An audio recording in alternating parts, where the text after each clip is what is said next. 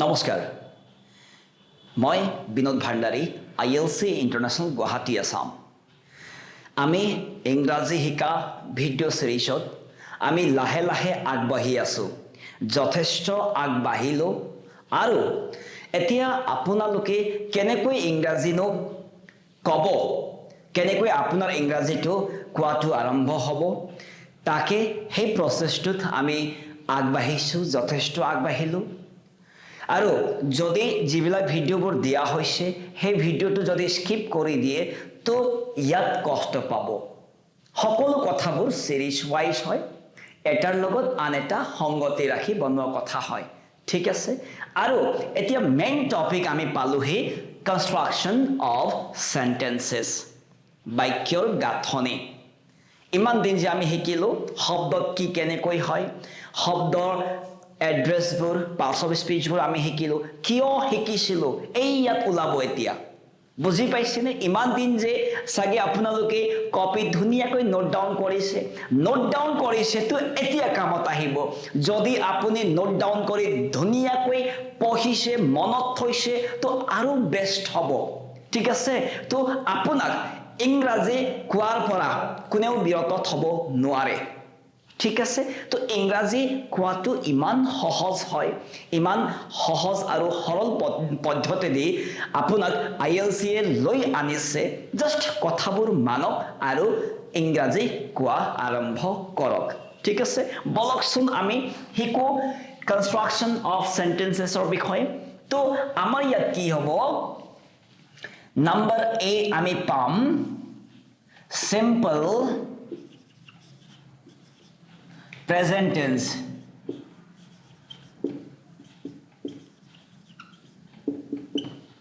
simple present tense মন দেব ইয়াত আমি ফ্ৰেমৱৰ্কস বোৰ পাম আৰু ফ্ৰেমৱৰ্কস টো আৰু ছুটি কৰি দিয়া হ'ব ইয়াত মন দিব আমি SUB যে লিখিছিলো আগতে SUB যে লিখিছিলো আগতে আমি সাবজেক্ট সম্পূৰ্ণ শব্দ লিখি ইয়াত আৰু ছুটি কৰি দিয়া হ'ব অকল S হে থাকিব অলপ বুজিবলৈ চেষ্টা কৰিব ঠিক আছে নেক্সট বলকচোন S মানে হল সাবজেক্ট তাৰ পিছত প্লাস আহিব কৰ্তা ঠিক আছে তাৰ পিছত প্লাস তাৰ পিছত BE1 মানে তো আমি শিকিছিলো নহয় নে বাৰু কি আছিল বাৰু am is are সাবজেক্ট অনুসৰি am আহিব সাবজেক্ট অনুসৰি is আহিব সাবজেক্ট অনুসৰি আর আহিব ঠিক আছে আকৌ মন দিব তিনিওটা am is are একে লগে এটা সাবজেক্টত আহি নিদিয়ে আকৌ এইটো ভুল কৰি নিদিব ঠিক আছে ওকে নেক্সট হল অবজেক্ট অকল ও লিখিম দেই অবজেক্ট টু পুৰা ইনি লিখো অবজেক্ট ও লিখিম আমি এতিয়া চাব ছুটিকে লিখিছো দেই কিয়নো ইয়াত ফ্ৰেমৱৰ্কটো পঢ়িবলৈ যাতে আপোনাৰ বৰ ফিল নহওক ঠিক আছে আৰু মানে আমনি নালাগক তাৰ কাৰণে আপোনাক এই ফ্ৰেমৱৰ্কবোৰ সৰু সৰু কৰি দিয়া হৈছে ঠিক আছে এতিয়া এই ফ্ৰেমৱৰ্কৰ আমি কি কওঁ মন দিব আমি কি কওঁ assertive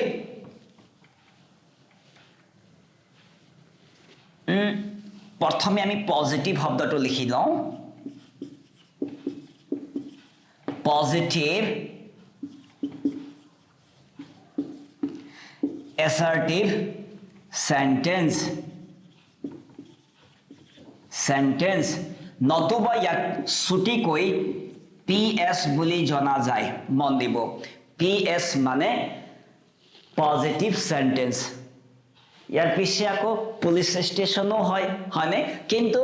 এই কনস্ট্ৰাকচন অফ সেন্টেন্সেস হিসাবত PS মানে পজিটিভ সেন্টেন্স ঠিক আছে এতিয়া পজিটিভ সেন্টেন্স নো কেনেকৈ হয় এইটো মই আপোনাক আকৌ বুজাম ঠিক আছে নেক্সট সেকেন্ড লাইন দ্বিতীয় লাইনত আহিব subject plus BE1 plus not plus object ব্র্যাকেটত হ'ব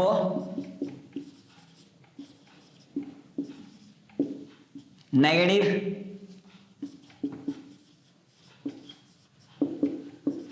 assertive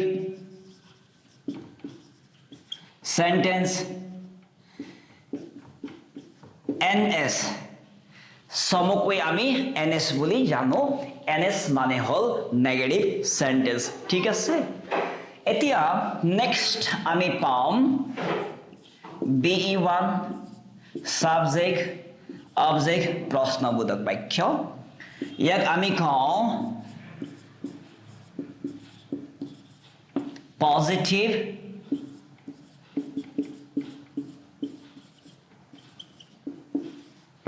interrogative sentence চমুকৈ আমি কওঁ PQ ঠিক আছে নে PQ মানে হল পজিটিভ কোৱেশ্চন ঠিক আছে পজিটিভ কোৱেশ্চন এতিয়া ইয়াক পজিটিভ কোৱেশ্চন কিয় কোৱা হল এই কথাও মই জনাম পজিটিভ সেন্টেন্স কিয় কোৱা হল এই কথাও মই জনাম নেগেটিভ সেন্টেন্স কিয় কোৱা হল এই কথাও মই জনাম জাস্ট মন দিব আৰু মোৰ কথাবোৰ পাৰিলে তন্নকৈ লিখিব ঠিক আছে লিখি থব নেক্সট আমি যাম BE1 plus not plus subject plus object ইয়াত আমি পাম negative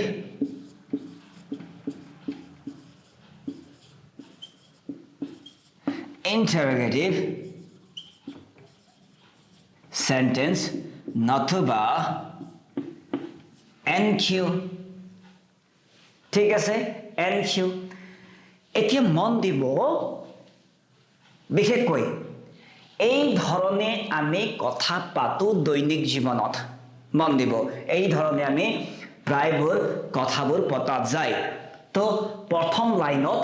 আমি পালো পজিটিভ অ্যাসাৰ্টিভ সেন্টেন্স ইয়াত পজিটিভ অ্যাসাৰ্টিভ কিয় কোৱা হল এই কথাটো বুজিব লাগিব পজিটিভ মানে হল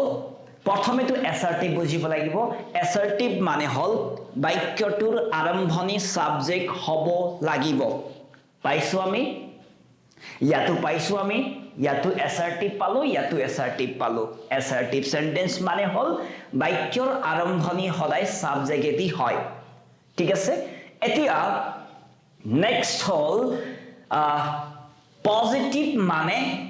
নট নাথাকে নেগেটিভ মানে নট থাকিল মানে অ্যাসার্টিভ নেগেটিভ মানে সাবজেক্ট আৰম্ভ আৰু নট থাকিব অ্যাসাৰ্টিভ পজিটিভ মানে আৰম্ভণি সাবজেক্ট নট নাথাকিব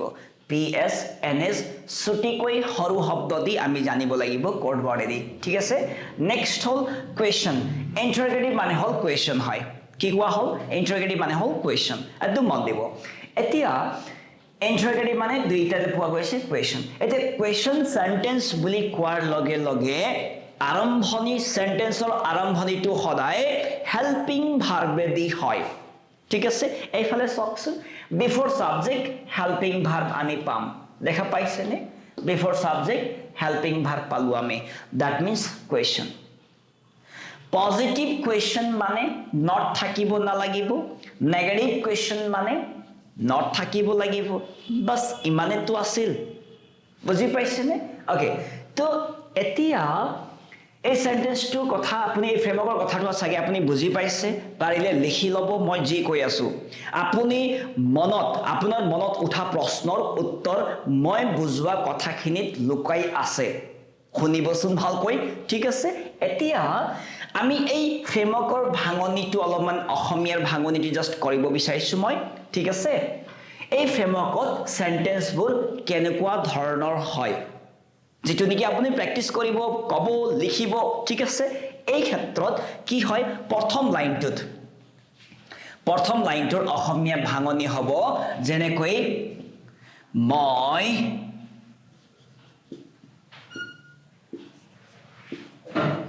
এজন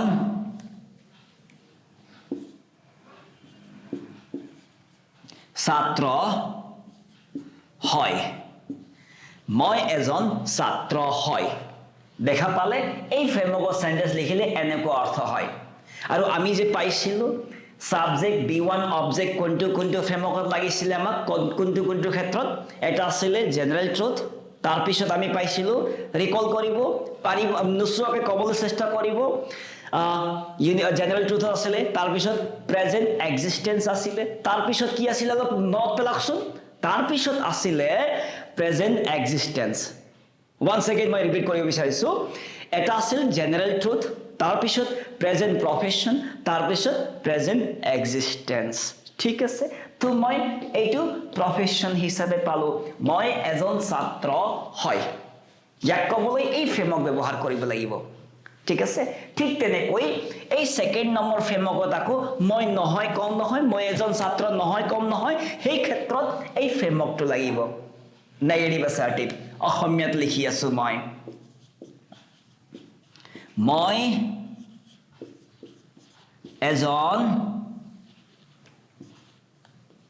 মই এজন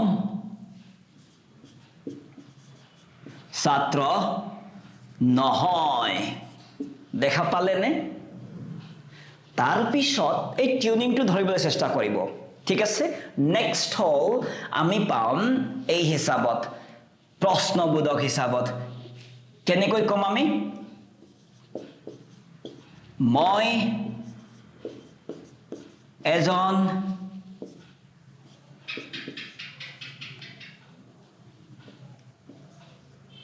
ছাত্ৰ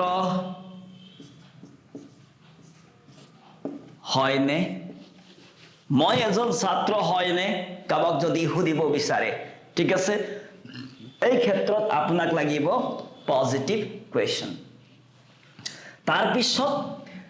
মন দিব মই এজন ছাত্ৰ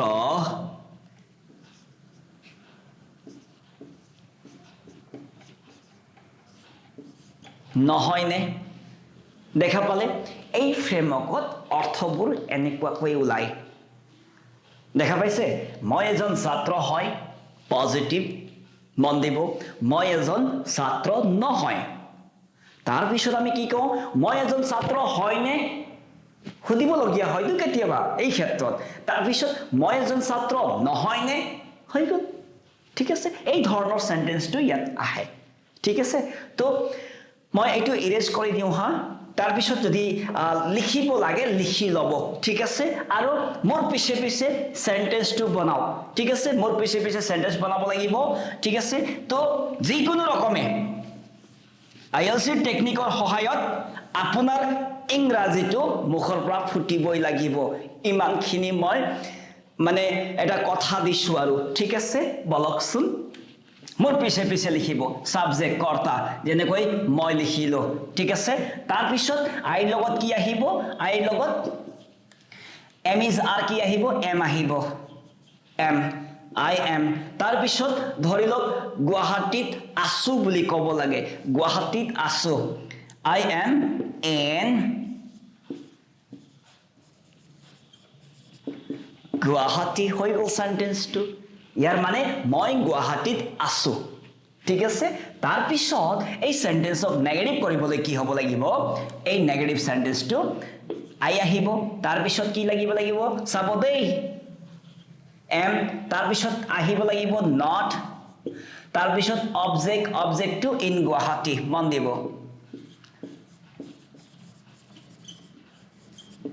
ফুল স্টপ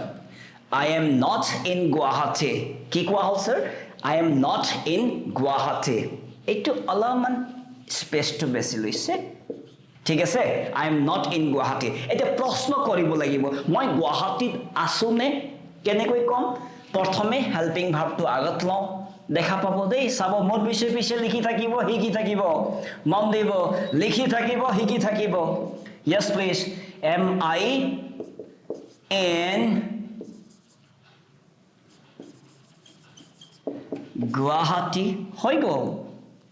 এইটো ইউ ভালকে বনা নাই মই এইটো ইৰেজ কৰি দিছো দেই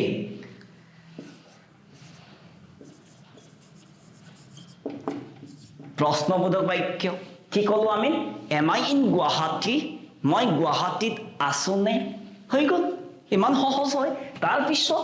নেগেটিভ কোৱেশ্চনত কি হয়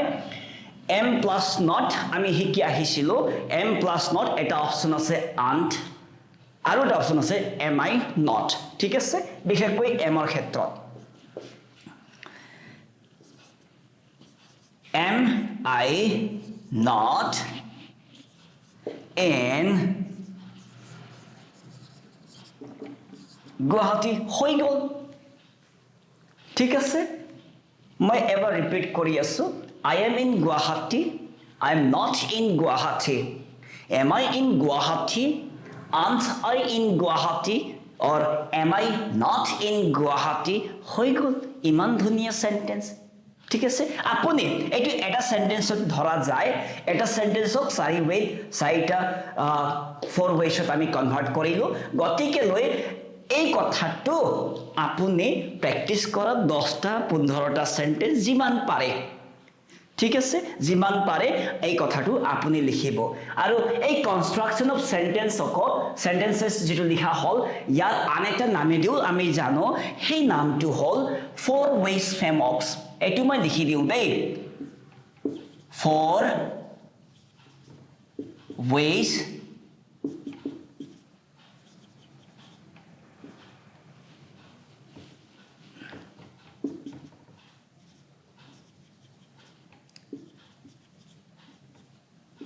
ফৰ ওয়েজ ফ্ৰেমৱৰ্কস এই নামে দিও আমি জানো মন দিব কিয় ফৰ ওয়েজ ফ্ৰেমৱৰ্কস বুলি কোৱা হল 1 2 3 4 পালো নহয় গতিকে লৈ এই কনস্ট্ৰাকশন অফ সেন্টেন্সেছৰ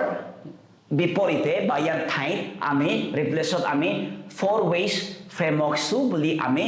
কব পাৰো ঠিক আছে ইয়াকে কৈ মই আশা কৰিছো আপুনি ধুনীয়াকৈ প্ৰ্যাকটিস কৰক আৰু কোৱা স্টাৰ্ট কৰক ইংৰাজী কোৱা স্টাৰ্ট কৰক ঠিক আছে ভুলে শুদ্ধ হয় স্টাৰ্ট কৰক ভুল হলে শুধৰণি হ'ব যেতিয়ালৈকে আপুনি সাহস নকৰে ভুল কৰা